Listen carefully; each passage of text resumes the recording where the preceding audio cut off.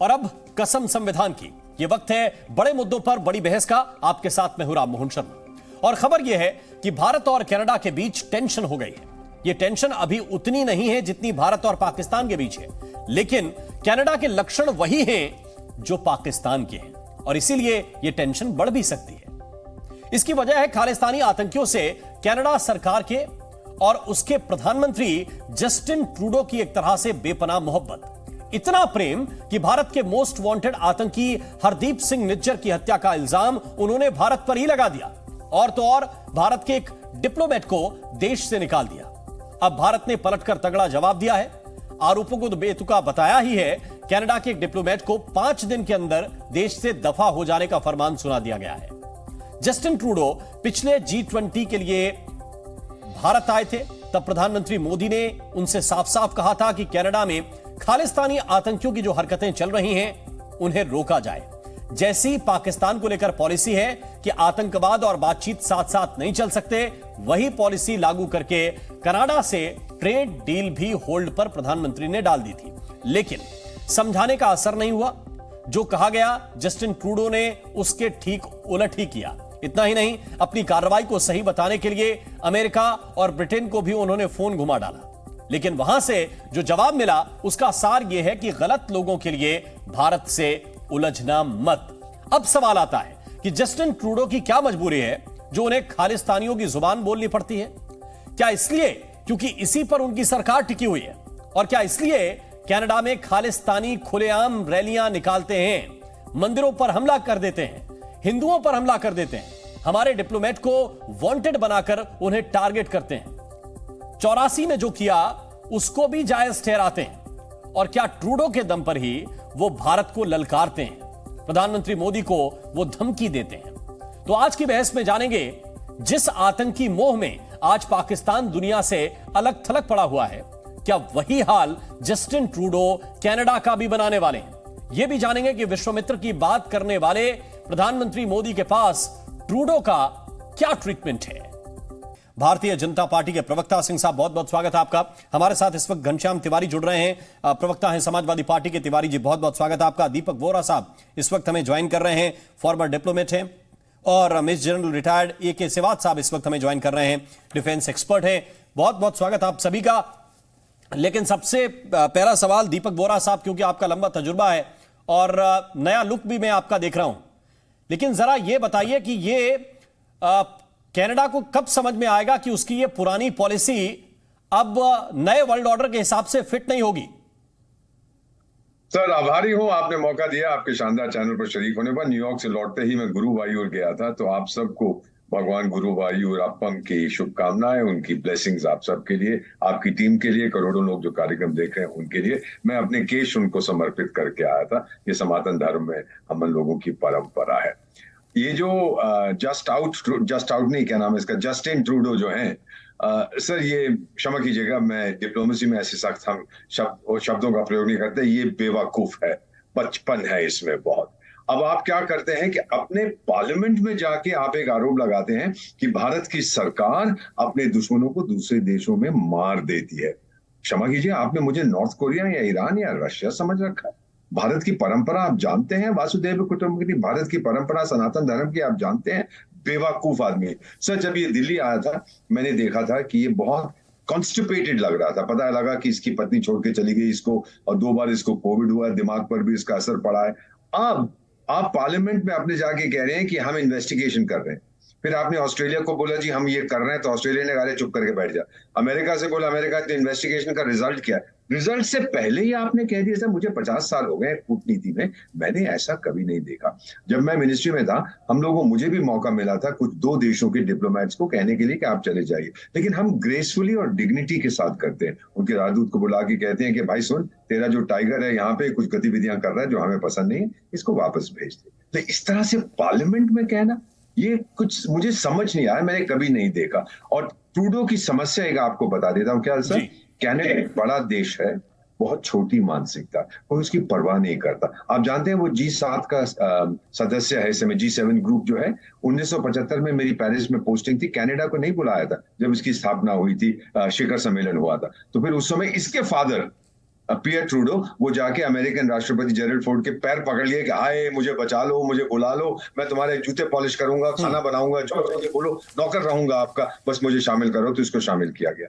अब ये अपने आप को समझने लग गया कि मैं बहुत बड़ा हूं। और फाइनली सर, शिखर सम्मेलन G20 के बाद जाते ही इसने क्यों किया? मुझे लगता है कि इसके जो खालिस्तानी आका हैं, उन्होंने इससे कहा था कि जो स्पीच देगा दिल्ली में, सब लोग बड़ी अच्छी अच्छी बातें करेंगे, तू उसमें जाके कुछ डिस्कॉर्ड लगाना, कुछ खालिस्तान के बारे में कहना, कुछ ह्यूमन राइट्स के बारे। इसने नहीं कहा। तो जब ये वापस गया, उन्होंने शायद इसको लताड़ लगाया कि तूने नहीं बोला, तो तुरंत इसने जाके अपने पार्लियामेंट में कहा है। ये लगता है कि इसने जो नुकसान किया है अपने देश के संबंध भारत के साथ, इसने चीन के साथ भी खराब कर लिया। क्योंकि आपको याद होगा सर, पिछले साल बाली में चीन के राष्ट्रपति ने इसको जूते मारे थे।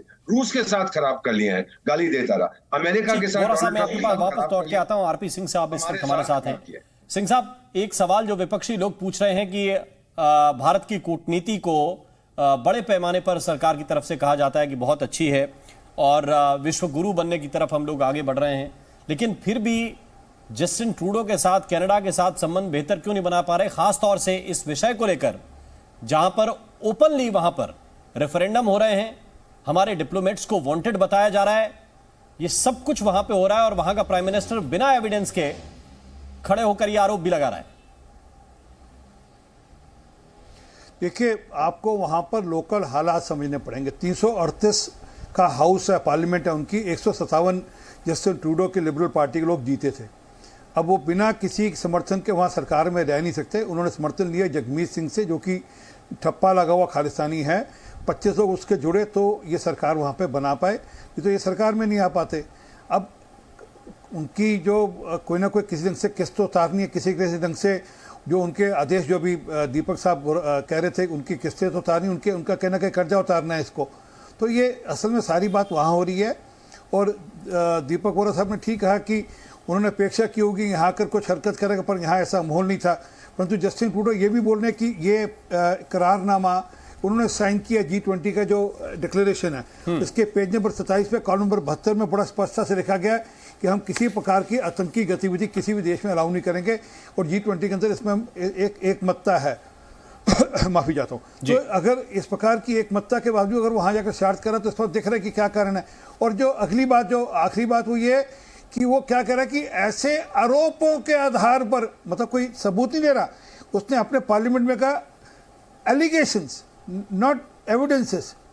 तो अगर आप आरोपों के आधार पर अगर इस प्रकार की हरकत कर रहे हैं, तो दिख रहा है कि आपका चुनाव, क्योंकि अगले साल आपका चुनाव आ गया वहाँ पर, उस चुनाव का दबाव आपके ऊपर है और उस चुनाव के चलते हुए अपनी लोकल कॉन्स्टिट्यूंसी को कैटर करने के लिए इस प्रकार की हरकत कर। परंतु ये बोल रहे हैं कि आज इसके चलते हुए दुनिया में अकेले पड़ रहे हैं। आज ऑस्ट्रेलिया ने जवाब दे दिया, आज अमेरिका ने और ब्रिटेन ने जवाब दे दिया। उन्होंने कह दिया कि ब्रिटेन ने बड़ा स्पष्ट कर दिया कि हम नहीं इसमें साथ देंगे। ये तो इनकी तो एक जुटता है 5 देशों की, परंतु उन्होंने मना कर दिया। अमेरिका ने कहा कि अपने सबूत दिखाओ और ऑस्ट्रेलिया ने भी इस प्रकार की बात बोली है। तो दिखता है कि ये जो करने की सोच रहे हैं, उसका उन्होंने सोचा था कि दुनिया मेरा साथ दे देगी, या जो मेरे बाकी जो वेस्टर्न कंट्रीज मेरे साथ खड़े होंगे। ऐसा हो नहीं रहा, ये हमारे कूटनीतिक दबाव के चलते हो रहा है। ठीक है, हमारे साथ घनश्याम तिवारी साहब हैं। तिवारी साहब, मौजूदा परिप्रेक्ष्य में दोनों तरफ के हालात को देखते हुए क्या कहेंगे आप? नमस्कार राम, आपको, दर्शकों को और को-पैनलिस्ट और सभी को गणेश चतुर्थी की शुभकामनाएं। 3-4 बातें हमारे लिए प्रमुख हैं। एक, जो देश के खिलाफ किसी भी अन्य देश में गतिविधि होती है, सरकार का दायित्व है और उसमें देश के हर नागरिक का, हर दल का भी दायित्व है कि उस रणनीति के साथ रहे जो इस तरह की गतिविधियां जो भारत के खिलाफ होती हैं किसी भी देश में, उसको रोकी जा सके, उससे देश का कोई नुकसान ना हो, देश के नागरिकों का कोई नुकसान ना हो, उसमें एकजुटता दिखाए। पहली बात। दूसरी बात कि कनाडा सिर्फ इस दृष्टि से नहीं कि वहां देश के खिलाफ काम हो रहा है, बट अगर आप देखिए कि जितने भारत के लोग कनाडा में रहते हैं, लगभग उनकी 3 करोड़ 80 लाख की आबादी है, उसमें 5% भारतीय मूल के लोग हैं, भारत के लोग हैं। और अगर आप भारत से माइग्रेशन देखिए तो कनाडा में लगभग 3 गुना बढ़ा है 2013 से अब तक। लगभग 2 लाख लोग हर साल कनाडा जा रहे हैं। लगभग 600 कैनेडियन कंपनीज इंडिया में ऑपरेट करती हैं और 1000 इंडियन कंपनीज कनाडा में ऑपरेट करती हैं। और लगभग $4 बिलियन का ट्रेड है एक्सपोर्ट का, इतना ही इंपोर्ट का भी। तो ये एक मजबूत संबंध है और G20 में कनाडा की प्रेजेंस, G7 में कनाडा की प्रेजेंस, उसके बाद अगर इस तरह की खटास आती है और उससे कैनेडियन प्राइम मिनिस्टर सभी जगह कॉल करते हैं, तो जरूर इससे थोड़ी सी किरकिरी होती है। लेकिन उसको नजरअंदाज करते हुए, क्योंकि यहाँ देश का सवाल है, सरकार को एक ठोस रवैया अपनाना चाहिए और साथ में जो इसका डिप्लोमेटिक फॉल आउट है उस पर भी ध्यान। तो तिवारी जी, जो आज सरकार ने कदम उठाया कि 5 दिन के अंदर उनके एक सीनियर डिप्लोमेट को कहा है कि आपको देश छोड़ना पड़ेगा, छोड़ दीजिए, आदेश है ये, क्या ये पर्याप्त है या आपको लगता है कि कुछ और बेहतर कदम हो सकते हैं?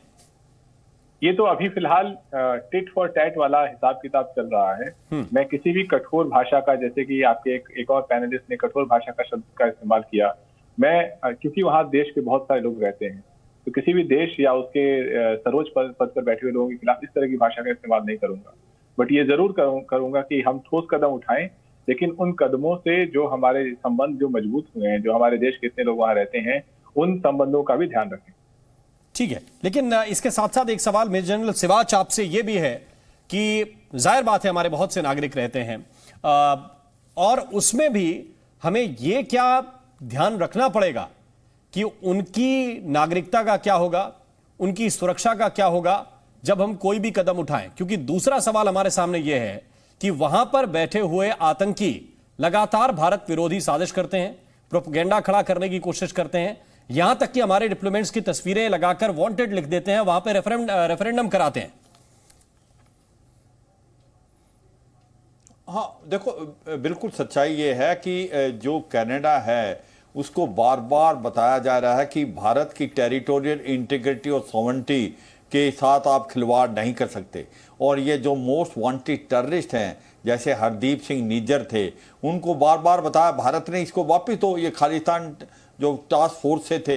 तो ये सच्चाई है कि कहीं ना कहीं एंटी इंडिया सेंटिमेंट्स ये उठाते जा रहे हैं और कोई एक्शन नहीं ले रही कैनेडियन गवर्नमेंट।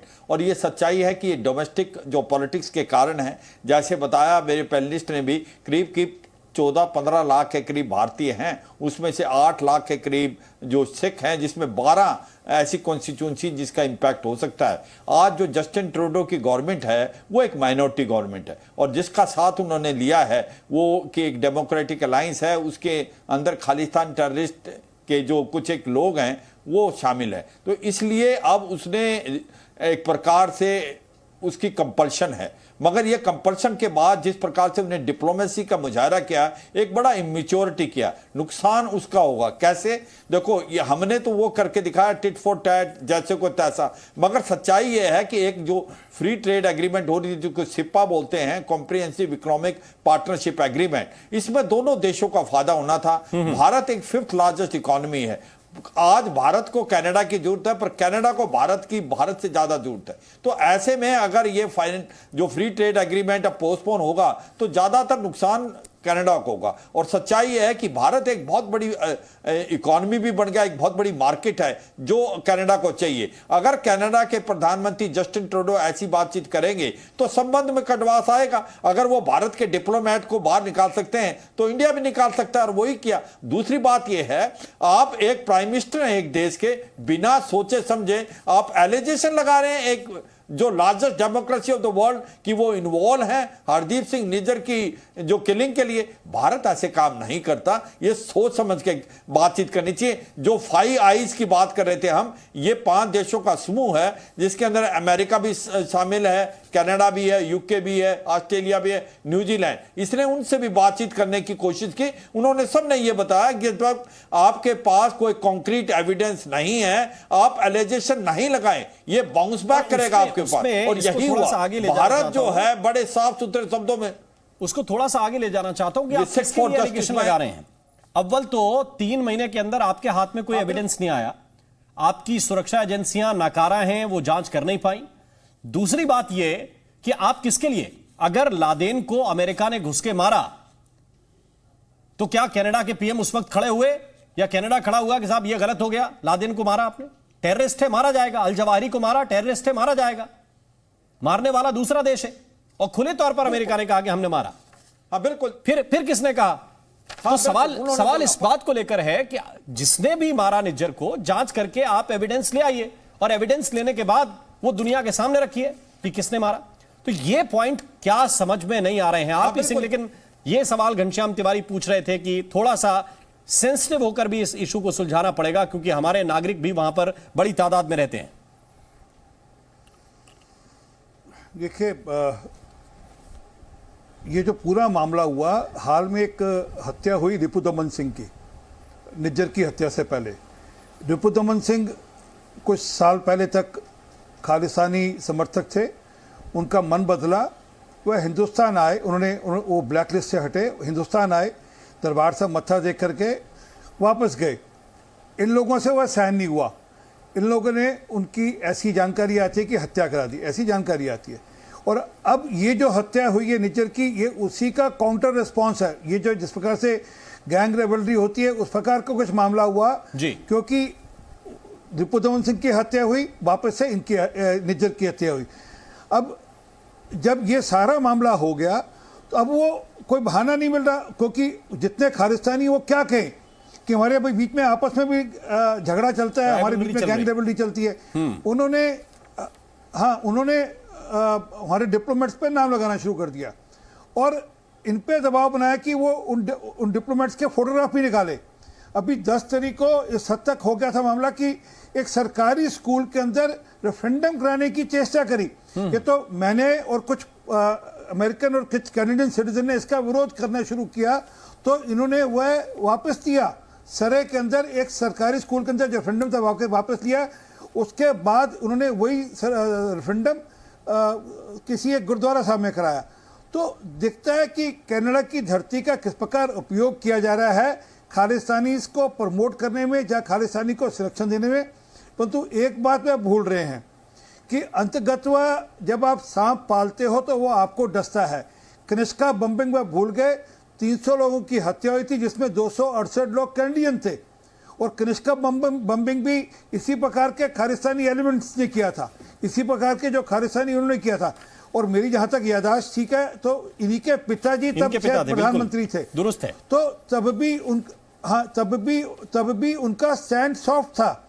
उन्होंने आज तक उस जो बम्बिंग हुआ उसकी तो कोई जांच कराई नहीं, उसके लोगों को तो कोई फांसी हुई नहीं। हाँ, आप निज्जर के मामले में हिंदुस्तान के डिप्लोमेट्स को दोषी ठहरा रहे हो बिना जांच कराए, सिर्फ आरोपों के आधार पर, और फिर छाती ठोक कर कहते हैं हाँ हम आरोपों के आधार पर करें। ये एक लोकतांत्रिक प्रक्रिया नहीं है, ये देश की एक किसी भी देश के लिए प्रक्रिया आपको हो सकता है कि जिन कॉन्स्टिट्यूएंसीज में उनका वर्चस्व है वहां पर आपको वोट की कोई व्यवस्था हो जाए, लेकिन पूरी दुनिया में जब आप सामने खड़े होकर किसी टेररिस्ट को डिफेंड करने के लिए या उनके ऑर्गेनाइजेशन को डिफेंड करने के लिए खड़े होते हैं तो फिर आप एक्सपोज भी होते हैं। और जो बात कही जाती है कि नहीं हम रशिया के मामले में नेटो के साथ हैं, हम दूसरे विषयों पे आतंकवाद के खिलाफ हैं, जैसा कि अभी वोरा साहब दिखा रहे थे कि किसी भी तरह की आतंकी गतिविधि बर्दाश्त नहीं की जाएगी, तो ये सिर्फ खोखला दिखने लगता है। हमारे साथ घनश्याम तिवारी जी, उनके पास में चलता हूं। तिवारी जी, सवाल एक ये जरूर है और इस पर मैं आपकी राय जानना चाहता हूं कि अमेरिका हो, रिश्ते सुधर रहे हैं, पहले से बेहतर हो रहे हैं। ब्रिटेन है, उनके प्रधानमंत्री जब आए तो उनका किस तरह से स्वागत किया गया और कैसे उनकी तरफ से जेस्चर था वो भी हमने देखा। रशिया है, हमारा पुराना पार्टनर है। इतने बड़े बड़े और महत्वपूर्ण देश हैं, उनके साथ भारत की कूटनीति ठीक चलती है, लेकिन एक कनाडा जैसा देश, इसके साथ प्रॉब्लम क्या है? ये अभी नहीं, जब यूपीए की सरकार थी तब भी ये खालिस्तान वाली दिक्कत थी, उससे पहले भी रही और अभी भी वो दिक्कत दूर नहीं हो पाई है। देखिए, इसके दो पक्ष हैं। पहली बात की जो आप कह रहे हैं कि भारत की कूटनीतिक प्रयास, उन कूटनीतिक प्रयासों में प्रधानमंत्री जी का लार्जर देन लाइफ इमेज प्रस्तुत करना, वो पॉजिटिव भी रहता है, नेगेटिव भी रहता है। जिस तरीके से चीन से प्रधानमंत्री, चीन के उसके बाद आज चीन के हालात देखिए, जितना चीन को व्यापार दिया गया, तो वो कूटनीतिक विफलता है। जिस तरीके से पाकिस्तान गए और उसके बाद आज जो हालात हैं वो कूटनीतिक विफलता है। बहरहाल इस मुद्दे पर अगर हम आते हैं कि भारतीय प्रधानमंत्री के अपनी लार्जर देन लाइफ इमेज और कूटनीति के मुद्दे को छोड़ते हुए केवल कनाडा के मुद्दे पर रहते हैं, तो ये क्लासिक सिचुएशन है कि दोनों के लिए एक तरीके से लॉस सिचुएशन है। हमारे नागरिक वहां हैं, हमारा उनके साथ संबंध है, और अपनी राजनीति को चमकाने के लिए जस्टिन ट्रूडो वहां पर टेररिस्ट को पनाह दे रहे हैं, टेररिस्ट के लिए आंसू बहा रहे हैं, और भारत के ऊपर आरोप लगा रहे हैं, लेकिन क्योंकि वो एक पावरफुल पोजीशन में है अपने देश की दृष्टि से, तो वो दुनिया में इस खबर का संचार कर रहे हैं कि भारत का कोई ना कोई आधिकारिक या संस्थागत इसमें हिस्सा है या पार्टिसिपेशन है, जिसके चलते ऐसा हुआ। दूसरी तरफ भारत ने G20 का सफल आयोजन किया, दुनिया में उसकी मिसाल दी जा रही है। ऐसे में इस तरह की किरकिरी भारत के लिए भी थोड़ी सी मुश्किल पैदा करती है। और भारत का टिट फॉर टैट रवैया, ये प्रयास करते रहना कि देश के प्रधानमंत्री एक दबंग प्रधानमंत्री हैं। कूटनीति में दबंगई नहीं होती है, कूटनीति में होती है आपके देश के लिए महत्वपूर्ण क्या है, आपके देश के वैल्यूज क्या हैं। और मुझे लगता है कि सरकार इस पे अगर सेंसिटिव रूप से इख्तियार करे, जिसमें सभी उस सरकार के साथ हैं, संसद का सत्र चल रहा है, तो देश के लिए अच्छा होगा। नहीं, लेकिन आप कह रहे हैं दबंग छवि ठीक नहीं है, टिट फॉर टैट का ये रवैया है। मेरा सवाल ये है कि अगर कोई आपके देश को खड़े होकर वहां का प्राइम मिनिस्टर कहेगा कि आपका देश एक हत्या के केस में इन्वॉल्व है विदाउट एनी एविडेंस, तो क्या किया जाए? यही तो बात है कि वो क्यों कह रहा है। आपने ऐसा अभी तो जस्टिन ट्रूडो G20 की समिट से गए थे, जहां पर हमने कहा कि ये हमारी वैश्विक उपलब्धि है। ऐसा क्या हुआ, ऐसे हालात क्या बिगड़े कि जस्टिन ट्रूडो को वहां के संसद में जाकर के ये इतनी बड़ी बात कहनी पड़ी, जिससे कनाडा की भी किरकिरी हो रही है, कहीं ना कहीं कुछ सवाल भारत पे भी आएंगे। सिंह साहब, तो आरपी सिंह साहब, ऐसा क्या हुआ? ये जो चीज है, इसको सरकार थोड़ा सा सेंसिटिवली भी देख सकती है। जी, मैंने पहले भी बताया कि उनका जो बैलेंस है सत्ता का, वो खालिस्तानियों के हाथ में है। जगमीत सिंह के बारे में आप गूगल डिक कर लीजिए, आपको सब जानकारी मिल जाएगी। वो ओपनली खालिस्तानियों का समर्थन करते हैं और खालिस्तानियों के समर्थन से वह चुनाव भी जीतते हैं जी। तो अगर वो टैक्टिकल बैलेंस उनके हाथ में, तो उसका एडवांटेज डिसएडवांटेज दोनों हैं। उसका वो अब उनको नुकसान भुगतना पड़ेगा। अब अगर उन्होंने अपने खालिस्तानियों का समर्थन ले रखा है और उसकी किरकिरी उनकी ज़्यादा हो रही है, उनको लेकर दुनिया में जिस प्रकार का रिएक्शन है, अभी बताया मैंने कि ऋषि सुनक या जो बाइडेन या ऑस्ट्रेलिया के जो प्रधानमंत्री हैं, सबका रिएक्शन आया क्लियर। और एक बात आरपी सिंह साहब, सवाल घनश्याम तिवारी का ये था कि ऐसा क्या हुआ G20 के अंदर? क्या प्राइम मिनिस्टर मोदी ने ज्यादा कोई सख्ती बरत दी इस मसले को लेकर? कुछ टाइट होकर कुछ बातें कह दी जिसके तुरंत बाद ये रिएक्शन आया? मैं उसका उत्तर देता हूं, पर पहले उससे पहले एक बात और स्पष्ट कर दूं। ये जो निज्जर है उसको वो कैनेडियन सिटीजन बता रहे हैं, हालांकि वो नकली पासपोर्ट पे गया, उनकी सरकार ने उसको नकली पासपोर्ट के अंतर्गत बुक भी किया। तो जो व्यक्ति नकली पासपोर्ट पर वहां गया, उसको वो अपना सिटीजन भी बता रहे हैं। ये भी एक अजब सी बात है। तो आप समझिए कि किस प्रकार का दबाव उसके ऊपर, जस्टिन ट्रूडो के ऊपर होगा कि वह इस प्रकार के एक्शन या इस प्रकार की कार्रवाई कर रहे हैं। वो दिखता है कि मैंने कहा ना कि उनकी लोकल पॉलिटिक्स, सत्ता में बने रहने के लिए, 2024 तक सत्ता में बने रहने के लिए उनकी मजबूरी है वो। अब वो उस मजबूरी में किस हद तक धकेंगे या किस हद तक जाएंगे, ये दिख रहा है और दिखेगा, आगे भी समझ में आएगा। एक बात और उदाहरण देना चाहता हूँ। ये जो जितने खालिस्तानी हैं उनके लिए एक संदेश भी है। जगजीत सिंह चौहान वो थे जिन्होंने खालिस्तान का सबसे पहले नाम लेना शुरू किया था दुनिया के अंदर, और खालिस्तान का झंडा, खालिस्तान का पासपोर्ट, खालिस्तान की करेंसी बनाई थी। और जब उनका समय आया, वो भारत आए, अटल जी की सरकार थी, हम लोगों ने मेहनत कर कर उनको समझाया, उनके यहाँ के लोग थे, वह आए, उन्होंने कहा कि नहीं, मैं भारत से अच्छा देश नहीं। और अंत में उनका जो अंतिम जीवन था 5 साल, वो भारत में कटा। और उन्होंने कहा कि खालिस्तान नाम की कोई दुनिया में चीज़ नहीं, ये सिर्फ हम लोगों ने चेष्टा करी, कुछ लोगों के बहकावे में आकर, भारत से अच्छा देश नहीं। ये जगजीत सिंह चौहान जिसने खालिस्तान का सबसे पहला झंडा बनाया, ये उनके बयान से, ये खालिस्तानी को समझ आनी चाहिए। और अगर जस्टिन ट्रूडो को लगता हो तो अपने यहाँ खालिस्तान बनवा लें। भारत में तो खालिस्तान का कोई स्कोप नहीं है। यानी कनाडा बनेगा खालिस्तान, अगला नारा ये होना चाहिए। जहाँ पे लाहौर में हाँ बनेगा। अगर इस प्रकार की हरकत जो टोरंटो या कोई एक आधा शहर, वैंकूवर या कोई एक शहर खालिस्तान में कन्वर्ट हो जाएगा उनके बीच में, और ये रोक नहीं पाएंगे। जिस प्रकार से ये अपने आप उन लोगों को शहर दे रहे हैं या अपने आप को समर्थन दे रहे हैं, ये रोक नहीं पाएंगे। उसका एक अंश था कि चिंगारी का खेल बुरा होता है, और उससे पाकिस्तान ने खेल कर देख लिया। उनके हालात आज कैसे हैं, वो दुनिया से छिपे हुए नहीं हैं। और अगर चिंगारी से खेलेंगे कनाडा के प्राइम मिनिस्टर या वहां की सरकार, तो फिर उनको भी वो तो भुगतना पड़ेगा, जिसकी तरफ इशारा कर रहे हैं। लेकिन दीपक वोरा साहब, एक पॉइंट ये जरूर है कि अगर निज्जर को एक पॉइंट पे छोड़ दिया जाए और कहा जाए कि वो अपने गैंग्स का एक तरह का उनका आपसी विवाद था और उसमें हत्या हुई, लेकिन पॉइंट यह भी है कि इतने बड़े बड़े वहां पे खालिस्तान के सपोर्टर्स प्रदर्शन करते हैं, वो कंट्रोल में कैसे आएंगे? ये जिम्मेदारी किसकी है? सर, ये भी बात सही है कि जो व्यक्ति मर गया था, इससे पहले और भी कुछ खालिस्तानी टेररिस्ट को हटा दिया गया था। किसने उनको मारा ये मैं नहीं कह रहा, लेकिन उस समय ट्रूडो साहब को ये नहीं चुभा था। अब क्यों चुभ रहा है? क्या ये दामाद है, उनका ससुर है, उनका भाई है, साला है, क्या क्यों इतनी तकलीफ इनको हो रही है जब इस आदमी को मार दिया? आखिर कौन है ये डेजिग्नेटेड टेररिस्ट? ये सब इंटरनेशनल रिलेशंस नहीं है। और दूसरे आपके जो पॉलिटिकल लीडर है, उनकी विनम्रता से मैं कहना चाहता हूं सर, रेजोल्यूट डिप्लोमेसी अब नया मंत्र है। अगर आप नहीं समझते ये क्या है तो मेरे मंत्रालय, विदेश मंत्रालय से एक ब्रीफिंग लीजिएगा कि नए कॉन्टूर्स क्या हैं इंटरनेशनल डिप्लोमेसी के। ये कहना कि हमको हर चीज में दब के रहना चाहिए, डर के रहना चाहिए, सर ये बहुत पुरानी बात हो चुकी है। चौथी सबसे बड़ी आर्थिक व्यवस्था है पूरी दुनिया में, $4 ट्रिलियन इकोनॉमी है, कनाडा की 2 ट्रिलियन है, हमसे आधी है। तो रियलिटी अब ये है सर कि हम लोग ये बता रहे हैं कि इस टाइप की चीज हम एक्सेप्ट नहीं करेंगे। और फाइनली सर, जब मैं अमेरिका में पढ़ता था, मेरे एक प्रोफेसर थे रॉबर्ट मर्टन, वो उनका एक कानून था लॉ ऑफ अनइंटेंडेड कॉन्सिक्वेंस, कि आप कोई एक्शन लेते हो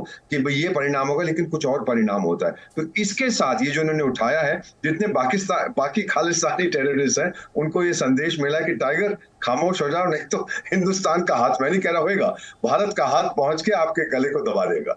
मुझे लगता है कि ये भी इसका एक पॉजिटिव स्पिन ऑफ होगा, लेकिन ये इंटेंशन नहीं था ट्रूडो साहब का। ही हैज ओपन्ड हिज, इन्होंने मुंह खोला है और इनका पैर मुंह से बाहर निकल रहा। अब ये बैक पैडल करने की कोशिश करें, नहीं मेरा मतलब ये नहीं था, मैं ये नहीं कहना चाहता था, मतलब कहने का ये एटसेट्रा एटसेट्रा। इसको अब समझ आ गई है कि मैं गलती कर बैठा हूं, जैसे इसने सऊदी अरेबिया के साथ की थी 5 साल पहले। उन्होंने इसके राजदूत को बाहर निकाल दिया था, इसने आलोचना की थी उनके इंटरनल अफेयर्स की। तो ये बहुत बार कनाडा के साथ, उसके पास वो ताकत नहीं है। एक बड़ा देश है लेकिन मानसिकता बहुत छोटी। ठीक है, एक ही से बात साहब। हाँ, देखो सच्चाई ये है कि अगर आप देखें कनाडा को, अभी जस्टिन ट्रूडो को ये समझ नहीं आ रहा कि उसने अगला स्टेप क्या लेना है। क्या वो डोमेस्टिक पॉलिटिक्स खेल लें? डोमेस्टिक पॉलिटिक्स के कारण उन्होंने ये रीजन उठाया है, मगर ये भी सच्चाई है कि भारत का एक बहुत प्रेशर है उनके ऊपर कि ये टेरिटोरियल इंटीग्रिटी और सॉवरेनिटी को बरकरार रखें, और ये जो आतंकवादी हैं खालिस्तान टेररिस्ट, इन पे एक्शन ले। वो उन पे तो एक्शन नहीं ले रहा, और उल्टा चोर कोतवाल को डांटे ये स्टार्ट कर दिया इसने कि ये हरदीप निज्जर के भारत की डिप्लोमेट इन्वॉल्व हैं इसके एक प्रकार एलिमिनेट करने के लिए। मुझे लगता है ये बहुत बड़ा बाउंस बैक करेगा। क्यों? क्योंकि सच्चाई ये है कि पहली बात तो ये है, जिस प्रकार से हिलेरी क्लिंटन 2013 में पाकिस्तान में आई थी, उसने कहा था अगर आप आतंकवादी पालेंगे तो एक दिन आपको डसेंगे, तो पाकिस्तान की वो हालत है। और इसी प्रकार से कनाडा, अगर ये कनाडा इस प्रकार से जो खालिस्तानी जो टेररिस्ट हैं उनको पनाह देगी, कल को इनको बड़ी प्रॉब्लम आने वाली है। क्योंकि ये सच्चाई है, आज ये डोमेस्टिक पॉलिटिक्स के लिए तो कर रहे हैं, मगर यही सांप उनको काटेंगे। और दूसरी बात ये है कि इसको ये समझ नहीं आई कि अब वो पुराना भारत नहीं है, ये भारत अभी 5th लार्जेस्ट, अब वोरा साहब ने सही बोला, 4th होने वाला है।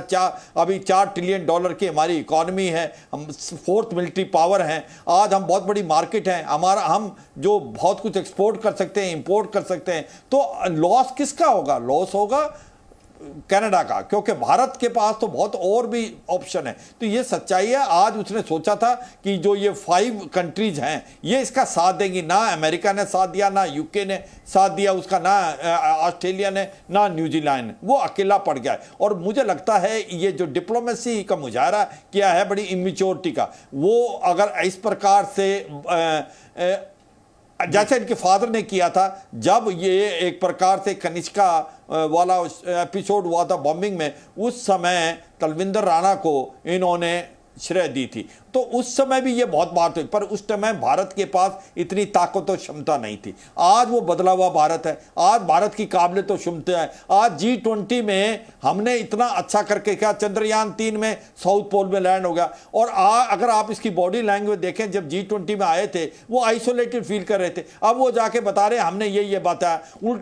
उल्टा चोर कोतवाल को डांटे, बल्कि उसको ये बताया गया था अगर आप आतंकवादियों का को कंट्रोल में नहीं लाएंगे तो भारत जो है आपके साथ नॉर्मल रिलेशन नहीं रखेगा। वो बात वो जाके नहीं बता रहे, और ये सच्चाई है। सिख फॉर जस्टिस उन्होंने ये एक रेफरेंडम कराया, मगर भारत के प्रेशर के बाद इन्होंने जगह भी चेंज की और 5000 से ज्यादा कोई नहीं आया। ये सच्चाई है कि अब उसको जस्टिन ट्रूडो को झांकना चाहिए अपने अंदर। अगर वो ऐसी डिप्लोमेसी का मुजाहरा करेगा, भारत के साथ अच्छे रिलेशन नहीं होंगे, फ्री ट्रेड एग्रीमेंट नहीं होगा, नुकसान कनाडा का होगा ना कि भारत का। भारत के अंदर काबिलियत और क्षमता है, भारत के पास बहुत ज्यादा बड़ी मार्केट है, तो ये समझना चाहिए। मुझे लगता है ये अगर इसको समझ नहीं आया तो इसका ही नुकसान है और देश इसके साथ नहीं खड़े। अब भारत की बहुत बड़ी पोजीशन है, इसलिए भारत का अब दुबदबा है और आज कनाडा अकेला पड़ गया है और अब ये अपना उसको चेंज कर रहे हैं, स्टांस भी धीरे धीरे चेंज करने की कोशिश कर रहा है। क्या वो सक्सीड होता है वो समय बताएगा, मगर ये सच्चाई है एक रॉन्ग मूव था। एलिगेशन भारत जैसे देश पे लगाना बिना प्रूफ के मुझे लगता है बहुत बड़ी गलती कर दी है जस्टिन ट्रूडो ने। ठीक है, फ्री स्पीच के नाम पर आरपी सिंह साहब बहुत कुछ होता है और फ्री स्पीच के नाम पे ही कनाडा उसको ढकने की कोशिश करता है कि नहीं हम तो अपने लोगों को बोलने देते हैं, जो उनका मन करता है वो बोलते हैं। लेकिन एक पॉइंट ये भी है कि कहीं अमेरिका में कोई फ्री स्पीच के नाम पर लादेन को ग्लोरीफाई करने की कोशिश करे, ग्लोरीफाई करे, तो क्या कोई बर्दाश्त कर सकता है? कोई अल जवाहिरी को ग्लोरीफाई करे तो बर्दाश्त किया जा सकता है। हम ये देखते हैं कि कनाडा के अंदर पूर्व प्रधानमंत्री इंदिरा गांधी के हत्यारों को ग्लोरीफाई किया जाता है, बाकायदा वैसी तस्वीरें लगाई जाती हैं और इसके बावजूद वहां की सरकार कुछ नहीं करती। और उसका क्या आपको लगता है कि अगर वहां की सरकार बदल गई, अगर कंजर्वेटिव सरकार में आ गए तो ये स्थिति बदलेगी, या वहां की सरकार की दरअसल मजबूरी हो चुके हैं कि वोट बैंक इतना बड़ा है, सीटें इतनी ज्यादा प्रभावित करते हैं कि ये अब उन्हें झेलना पड़ेगा? और फिर मैं एक सवाल इसके साथ ये जोड़ता हूं कि क्या कनाडा इस रास्ते पर चलते चलते दूसरा पाकिस्तान बनने की तरफ बढ़ रहा है? देखिए, मुझे पता नहीं आगे जाकर वहाँ पे जो चुनाव होगा उसमें क्या आउटकम होगा, क्या रिजल्ट होगा, किसी को पता नहीं।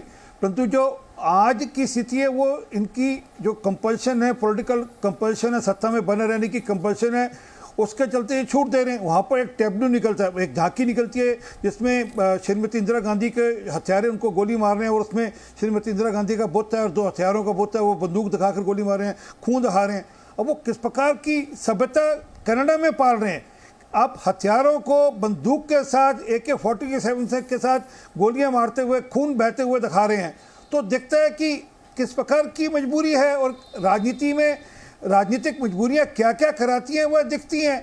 अब उनकी मजबूरी के चलते वो किस हद तक जाएंगे कह नहीं सकते, परंतु मुझे नहीं लगता कि अगली बार इनका कोई जीतने का चांस है, क्योंकि जो हालात हैं वो इसी प्रकार के हैं कि जो अभी ये G20 में भी जब वापस गए वहाँ पर जितने मीडिया हाउसेस से सबने इनको खींचा, इनके बारे में काफ़ी कुछ लिखा जो कि इनकी जिसके कारण से इनको दिक्कत हुई है। अब उसको कवर अप करने के लिए ये इस प्रकार का मामला करे कि ताकि लोगों का ध्यान बांटकर ये वापस से ये इस प्रकार का दिखा सके कि देखिए मैं तो बहुत ताकतवर हूँ, मेरे पास बहुत क्षमता है। इसी बीच में मैं एक निवेदन और कर रहा हूँ, आपके कैमरामैन को कहूँगा एक पिक्चर में दिखाना चाहता हूँ ताकि ये जो खालिस्तानी एलिमेंट है इनको समझ में आए बात। ये खालिस्तान के जो प्रमुख था ये दिल्ली में आकर रहा और ये सबके संघ के जो प्रमुख थे माननीय सुदर्शन जी से मिलने भी गया और कहा आकर कि RSS बहुत अच्छा संगठन है, राष्ट्रवादी संगठन है। ये बाहर आकर के उसने कहा, ये बाई चांस में अभी गूगल मारा तो मिला। तो समझिए ये खालिस्तानी को समझ में आना चाहिए कि खालिस्तान का कोई स्कोप नहीं है।